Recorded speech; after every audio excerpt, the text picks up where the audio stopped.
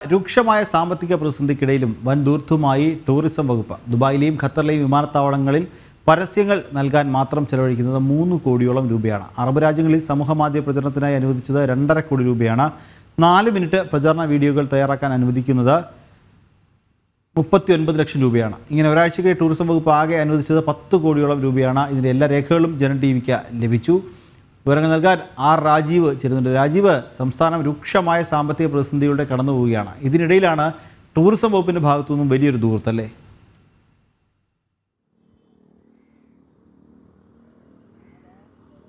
നിഖിൽ, തീർച്ചയായും സമാനതകളില്ലാത്തൊരു സാമ്പത്തിക പ്രതിസന്ധിയിലൂടെയാണ് സംസ്ഥാനം ഇപ്പോൾ കടന്നുപോയിക്കൊണ്ടിരിക്കുന്നത്. ദൈനംദിന ചിലവുകൾ നടപ്പിലാക്കണമെങ്കിൽ പോലും കടം വാങ്ങിപ്പോകേണ്ട ഒരു അവസ്ഥ സംസ്ഥാനത്ത് നിലനിൽക്കുന്നുണ്ട്. കഴിഞ്ഞ കുറേ മാസങ്ങളായി കടം വാങ്ങിയാണ് സർക്കാർ ജീവനക്കാർക്ക് ശമ്പളവും പെൻഷനും ഒക്കെ നൽകേണ്ട ഒരു സാഹചര്യം സംസ്ഥാനത്തുള്ളത്. ഇതിനിടെയാണ് ദൂർത്ത് യഥേഷ്ടം ഇങ്ങനെ തുറന്നുകൊണ്ടിരിക്കുന്നത്. നമുക്കറിയാം, കഴിഞ്ഞ കുറേ വർഷങ്ങളായി സംസ്ഥാനത്ത് ഏറെ ചർച്ച ചെയ്യപ്പെടുന്നത് സംസ്ഥാന സർക്കാരിൻ്റെ ദൂർത്ത് തന്നെയാണ്. രണ്ടാം പിണറായി സർക്കാർ അധികാരത്തിൽ വന്ന ശേഷം ദൂർത്ത് യഥേഷ്ടം ഇങ്ങനെ തുടരുന്ന സാഹചര്യമായിരുന്നു. ഒന്നാം പിണറായി സർക്കാരിൻ്റെ കാലത്തും ദൂർത്തിന് കുറവൊന്നും ഉണ്ടായിരുന്നില്ല.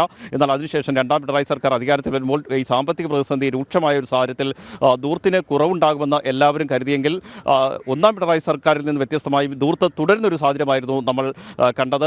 കഴിഞ്ഞ നവകേരള സദസ്സായാലും അതിനുശേഷമുള്ള മുഖ്യമന്ത്രിയുടെ മുഖാമുഖം പരിപാടിയായാലും ഇപ്പോൾ സംസ്ഥാന സർക്കാരിൻ്റെ 4ാം വാർഷികാഘോഷങ്ങൾ കെങ്കേമമായി നടത്തുന്നതിനായാലും കോടികളാണ് ചെലവഴിച്ചുകൊണ്ടിരിക്കുന്നത്. നവകേരള സദസ്സിനായി ഏകദേശം 100 കോടി രൂപയ്ക്കടുത്ത് ചെലവഴിച്ചിട്ടുണ്ട് എന്നാണ് കണക്ക്. അതിൻ്റെ കൃത്യമായ കണക്കുകൾ ഇപ്പോഴും വിവരാവകാശ നിയമപ്രകാരം പോലും സർക്കാർ പുറത്തുവിട്ടിട്ടില്ല. നിയമസഭയിലും ഇതിൻ്റെ കണക്കുകൾ പുറത്തുവിടാൻ സർക്കാർ തയ്യാറായിട്ടില്ല. മുഖ്യമന്ത്രിയുടെ മുഖാമുഖം പരിപാടിയുടെ കണക്കുകളും കൃത്യമായി സർക്കാർ പുറത്തുവിട്ടിട്ടില്ല. ഇതിനുശേഷമാണ് ഏതായാലും സംസ്ഥാന സർക്കാരിൻ്റെ 4ാം വാർഷികാഘോഷങ്ങൾ കെങ്കേമമായി ഓരോ ജില്ലകൾ കേന്ദ്രീകരിച്ച് നടന്നുകൊണ്ടിരിക്കുന്നത്. അതിന് ഒരു ജില്ലയിൽ തന്നെ ഏകദേശം 2 കോടി രൂപയ്ക്കടുത്ത് ചെലവ് വരുമെന്നാണ് കണക്കാക്കുന്നത്. അങ്ങനെയെങ്കിൽ അതിനും ഏകദേശം 30 കോടി രൂപയ്ക്കടുത്ത് ചെലവഴിച്ചുകൊണ്ടാണ് അത്തരം കാര്യങ്ങൾ മുന്നോട്ട് പോകുന്നത്. ഇതിനിടെയാണ് ടൂറിസം വകുപ്പും ഇക്കാര്യത്തിൽ ഒട്ടും പിന്നിലല്ല എന്ന് തെളിയിച്ചുകൊണ്ട് ടൂറിസം വകുപ്പിൻ്റെ ഭാഗത്തും ദൂർത്ത് യഥേഷ്ടം ഇങ്ങനെ തുറന്നുകൊണ്ടിരിക്കുന്നത്. ദുബായ് വിമാനത്താവളത്തിലും അതുപോലെ തന്നെ ഖത്തർ വിമാനത്താവളത്തിലും പരസ്യം നൽകുന്നതിനാണ് 3 കോടി രൂപയ്ക്കടുത്ത് അനുവദിച്ചുകൊണ്ട് ടൂറിസം വകുപ്പ് ഉത്തരവ് പുറത്തിറക്കിയിരിക്കുന്നത്. ഇതിനൊപ്പം തന്നെ അറബ് രാജ്യങ്ങളിൽ സാമൂഹ്യ മാധ്യമങ്ങൾ വഴി പരസ്യ പ്രചാരണം നടത്തുന്നതിന് വേണ്ടി 2.5 കോടി രൂപ അനുവദിച്ചിരിക്കുന്നു. ഇതിനൊപ്പമാണ് ഈ 4 മിനിറ്റ് ദൈർഘ്യമുള്ള പ്രചാരണ വീഡിയോകൾ തയ്യാറാക്കുന്നതിനായി 39 ലക്ഷം രൂപ അനുവദിച്ചിരിക്കുന്നത്. ഈ രീതിയിൽ കഴിഞ്ഞ ഒരാഴ്ചയുള്ള കണക്കെടുക്കുകയാണെങ്കിൽ 10 കോടി രൂപയെങ്കിലും ടൂറിസം വകുപ്പ് അനുവദിച്ചിരിക്കുന്നു എന്നതാണ് ഏറ്റവും പ്രധാനപ്പെട്ട ഒരു കാര്യം. സംസ്ഥാന സർക്കാർ രൂക്ഷമായ സാമ്പത്തിക പ്രതിസന്ധിയിലൂടെ കടന്നു പോകുമ്പോഴാണ് ഈ രീതിയിൽ ദൂർത്ത് യഥേഷ്ടം തുടരുന്നത് എന്ന വസ്തുത കൂടി നിലനിൽക്കുന്നുണ്ട്. കാരണം ഈ സാമ്പത്തിക പ്രതിസന്ധി എന്ന് പറയുമ്പോൾ അതിൻ്റെ പേരിൽ സാധാരണക്കാരെ ബാധിക്കുന്ന അല്ലെങ്കിൽ സാധാരണക്കാർക്ക് ആശ്രയമാകുന്ന പദ്ധതികളാണ് സർക്കാർ വെട്ടിക്കുറച്ചുകൊണ്ടിരിക്കുന്നത്.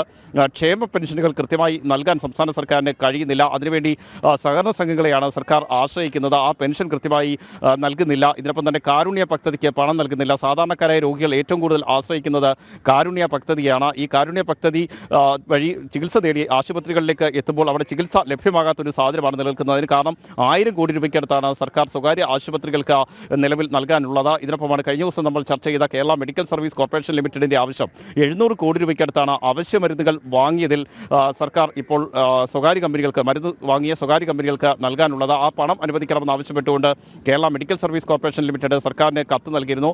356 കോടി രൂപ അനുവദിക്കണമെന്ന ആവശ്യത്തിൽ സർക്കാർ ആകെ അനുവദിച്ചത് 100 കോടി രൂപയാണ്. ഈ രീതിയിൽ സാധാരണക്കാർക്ക് ആശ്രയമായ പദ്ധതികളും അത്തരത്തിലുള്ള കാര്യങ്ങളൊക്കെ വെട്ടിക്കുറയ്ക്കുമ്പോഴാണ് ഈ രീതിയിൽ ടൂറിസം വകുപ്പിൻ്റെ നേതൃത്വത്തിലും സർക്കാരിൻ്റെ 4ാം വാർഷികാഘോഷങ്ങൾ കെങ്കേമമായി നടത്താനുമൊക്കെ കോടികൾ ഒരു വശത്ത് ചെലവഴിച്ചുകൊണ്ടിരിക്കുന്നത് എന്നതാണ് ഏറ്റവും പ്രധാനപ്പെട്ട ഒരു വസ്തുത. മാത്രമല്ല, നേരത്തെയും ഈ രീതിയിൽ അറബ് രാജ്യങ്ങളിലും മറ്റു വിദേശ രാജ്യങ്ങളിലുമൊക്കെ പരസ്യ പ്രചാരണം സംസ്ഥാന സർക്കാരിൻ്റെ ഭാഗത്ത് നിന്ന് നടത്തിയെങ്കിലും അതുകൊണ്ടൊന്നും കാര്യമായി ഒരു പ്രയോജനവും ഉണ്ടായില്ല എന്നാണ് ടൂറിസം വകുപ്പിലെ ഉന്നത ഉദ്യോഗസ്ഥർ പോലും സൂചിപ്പിക്കുന്നത്. പക്ഷേ മുഖ്യമന്ത്രിയും മന്ത്രിമാരുമൊക്കെ അവരുടെ കുടുംബാംഗങ്ങൾക്കൊപ്പം വിദേശ രാജ്യങ്ങൾ നിരവധി സന്ദർശിക്കുന്നുണ്ട്. അതിനുവേണ്ടി മാത്രമായി ഇത്തരം പരസ്യ പ്രചാരണങ്ങൾ മാറുന്നു എന്ന വിമർശനവും ഒരു വശത്ത് ശക്തമാകുന്നുണ്ട്. നിഖിൽ, ശരി രാജീവ, രൂക്ഷമായ സാമ്പത്തിക പ്രതിസന്ധിക്കിടയിലും വൻദൂർത്തുമായി ടൂറിസം വകുപ്പ് ദുബായിലെയും ഖത്തറിലെയും വിമാനത്താവളങ്ങളിൽ പരസ്യം നൽകാൻ മാത്രം ചെലവഴിക്കുന്നത് 3 കോടിയോളം രൂപയാണ്. അറബ് രാജ്യങ്ങളിൽ സമൂഹ മാധ്യമങ്ങൾ വഴി പ്രചാരണത്തിനായി അനുവദിക്കുന്നത് 2.5 കോടി രൂപയാണ്. 4 മിനിറ്റ് പ്രചാരണ വീഡിയോകൾ തയ്യാറാക്കാൻ മാത്രം അനുവദിച്ചിരിക്കുന്നത് 39 ലക്ഷം രൂപയാണ്. ഇങ്ങനെ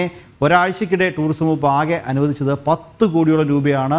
ഇതിൻ്റെ എല്ലാ രേഖകളും ജനം ടിവിക്ക് ലഭിച്ചു. വാർത്തയുടെ വിശദാംശങ്ങൾ നൽകുകയായിരുന്നു തിരുവനന്തപുരത്ത് നിന്നും രാജീവ്.